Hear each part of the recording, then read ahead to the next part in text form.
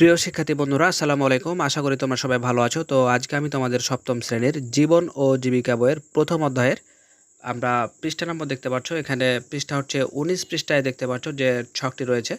আজকে আমি তোমাদের সেই ছকটি সমাধান করাবো।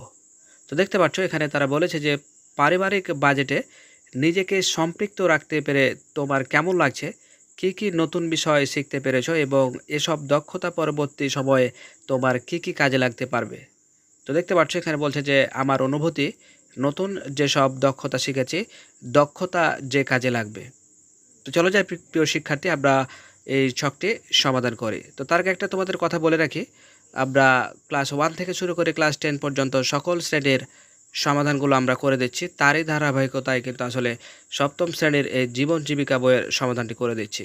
তোমাদের প্রয়োজনীয় যে সকল ভিডিওগুলো তোমাদের দরকার, তোমরা আমাদের চ্যানেলের ভিতরে ঢুকে তোমরা কিন্তু তোমাদের কাঙ্ক্ষিত ভিডিওগুলো দেখে নিতে পারো।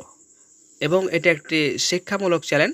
নিত্য প্রয়োজনীয় তোমাদের সকল ভিডিও সবার আগে পেতে চ্যানেলটি সাবস্ক্রাইব করে আজই আমাদের সদস্য হয়ে যাও। তো চলো যাই, শুরু করা যাক। তো প্রিয় শিক্ষার্থী, দেখতে পাচ্ছ যে অতি যত্ন সহকারে তোমাদের ছকটি সমাধান করে দেওয়া হয়েছে। জাস্ট তোমাদের কাজ হচ্ছে তোমরা সুন্দরভাবে এটা লিখে নাও। খেয়াল রাখবে যাতে কোনো কিছু ছুটে না যায়। তো দেখতে পাচ্ছ যে আমার অনুভূতি, নতুন যে সব দক্ষতা শিখেছি সে লাইনে সেটা লেখা রয়েছে আর কি।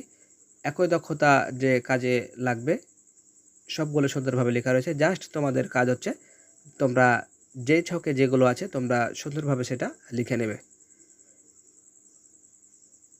তো দেখতে পাচ্ছ প্রত্যেকটা বিষয় অতি সুন্দর স্পষ্টভাবে লেখা রয়েছে, যাতে তোমরা সুন্দরভাবে লিখতে পারো, যাতে তোমাদের কোনো সমস্যা না হয়।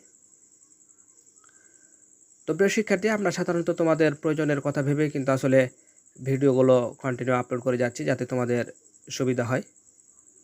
যেহেতু এটি একটি শিক্ষামূলক চ্যানেল, পরবর্তীতে শিক্ষামূলক এরকম প্রয়োজনীয় সকল ভিডিও সবার আগে পেতে চ্যানেলটি সাবস্ক্রাইব করে আজও আমাদের সদস্য হয়ে যাও।